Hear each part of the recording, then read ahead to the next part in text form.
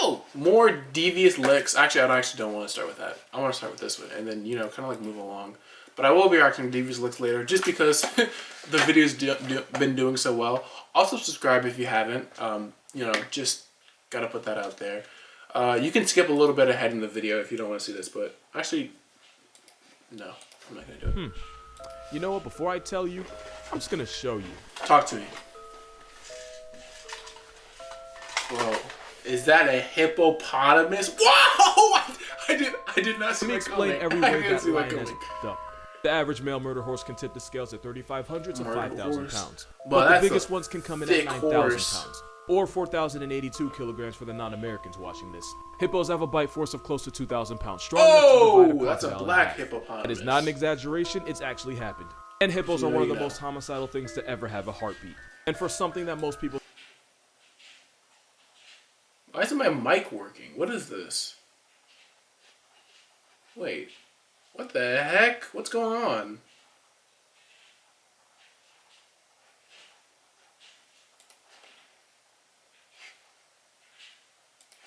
Bro, what is going on with my mic right now?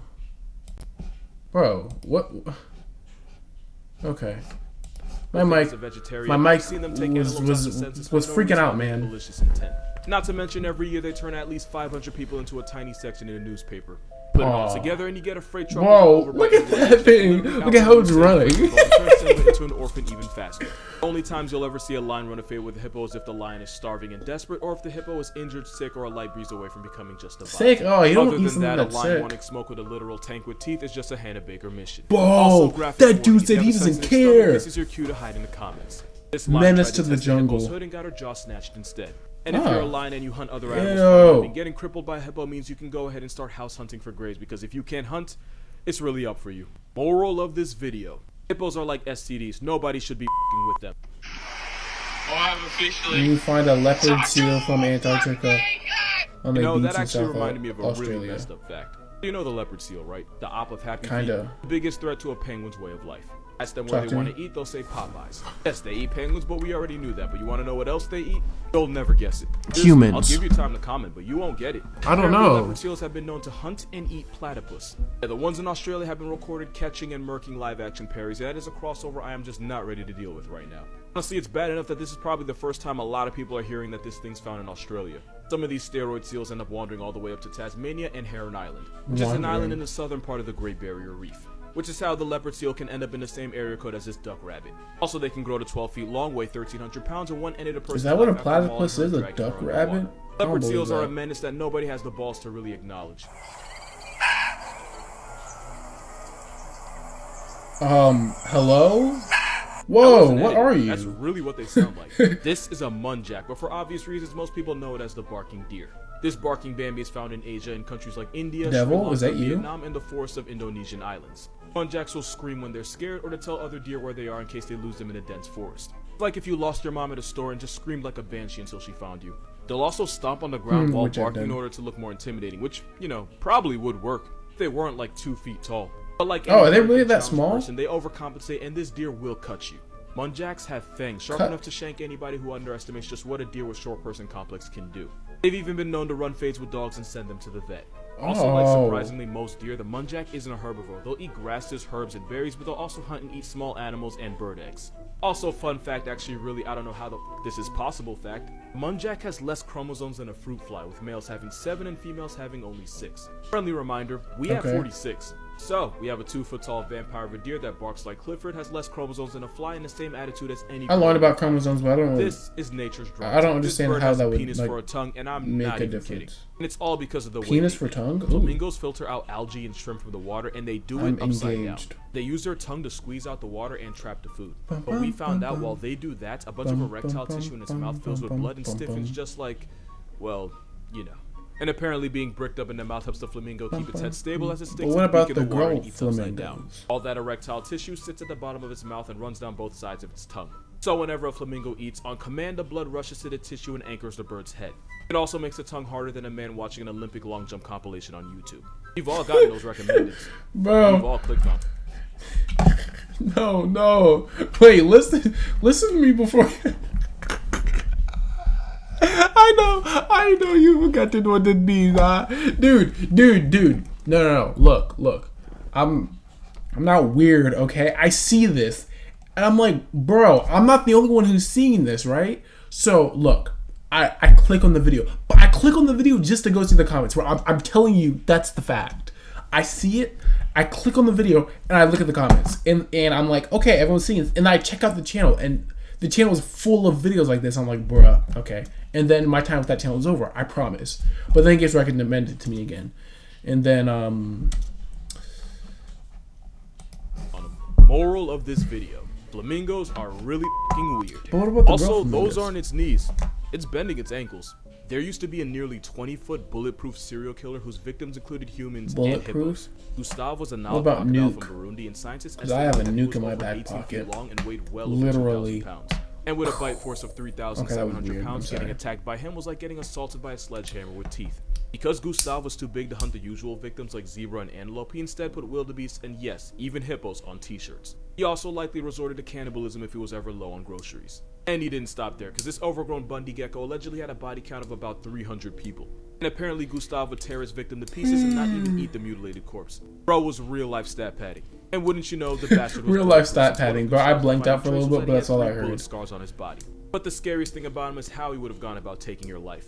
Like all crocodiles and alligators, Gustav would have slowly creeped on you in the water with only his eyes visible. The rest of his body would be hidden in the murky water. Then he would have slammed his jaws on you with the force of a car, strong enough to tear muscle and break bone. And at this point, you'd be... Guys, I want you to hear something. And maybe some of you guys think I'm joking when I say stuff like this, but I promise you I'm not. Dude, if an alligator tried to bite me, bro, guys, come on, bro. I'd hold the jaws open with my bare hands and break his jaw. Or I'd at least hold it open and like kick him in his mouth so that he surrenders. And also, his teeth aren't this wet. I refuse to believe that. 50 shades of... With about 60 teeth buried into your flesh, 2,000-pound Gustav would have... See, like, that won't happen to me, bro. My reflexes are too quick for that. It would depend on where he got you. If he managed to get a hold of your arm, he would have affected... Oh, no, buddy, you didn't do it right. See, I have the will to live. This wouldn't happen to me. Ripped it right out of the socket. If he got your midsection, he would have disemboweled you, meaning if you didn't straight up drown, you would have bled out. And if you messed around and let him grab your neck, he would have barrel rolled your head off. Remember how I said he turned 300 people into hashtags? Considering how violently crocodiles kill their prey, it could be more, we just haven't found the bodies yet. Scientist Patrice Fay spent months trying to Damn capture him, bad but people. somehow in nearly 20... Whoa! You can only see his eyes. I don't want to pause too much. But Gustav allegedly died in 2019, but we don't know how, why, or who did it, and we don't know how many lives he took with him. Here's the fact you didn't know you needed to hear. Some octopus will carry around a security coconut to use as extra protection. Octopus are one of the smartest things in the ocean, and some have the intelligence of a 3-year-old human. They're the smartest until I get in the ocean. But they have no shell or armor, so some species will carry around 2 halves of a coconut to use as a travel-sized panic room to avoid predators or social interaction in general. This octopus has said nothing, yet somehow I completely understand. Some will even camp inside coconuts just so they can catch crabs slipping. Whoa! That was quick! Getting hoed by everyone. Might be funny to us, but that's low-key a messed up. Whoa! How did he Coconuts do aren't that? the only tools that these undersea aliens use. I remember this guy. That is the highly venomous man-o-war, which is toxic enough to put both fish and people in a pack. Which is why the blanket octopus will steal the venomous tentacles of the man-o-war to use as like a melee weapon to defend themselves. No, if octopus lived longer than a year or 2, they could probably do a lot of damage. Moral of this video: if you ever see an octopus carrying coconuts like it's luggage, you know why. No, we probably should be scared of how smart these guys are. This is Inky the octopus, and he used to live in an aquarium hi, in New Inky. Zealand. And I say used to because Inky actually escaped by slipping out of his tank when no one was looking. Apparently he noticed a small gap at the top of his tank and Shawshanked his way out. Then he slithered across the floor until he found a 6-inch drain hole, which he, of course, managed to squeeze through. Fun fact, octopus have no bones or swim bladders, meaning a 600-pound octopus can fit through an opening the size of a quarter. Inky crawled to freedom through a 164-foot pipe of nastiness I don't even want to imagine. That's almost half the length of a football field until he reached the ocean. And nobody ever saw him again. The next day, workers noticed that the octopus was missing, and I like to think it went something like this.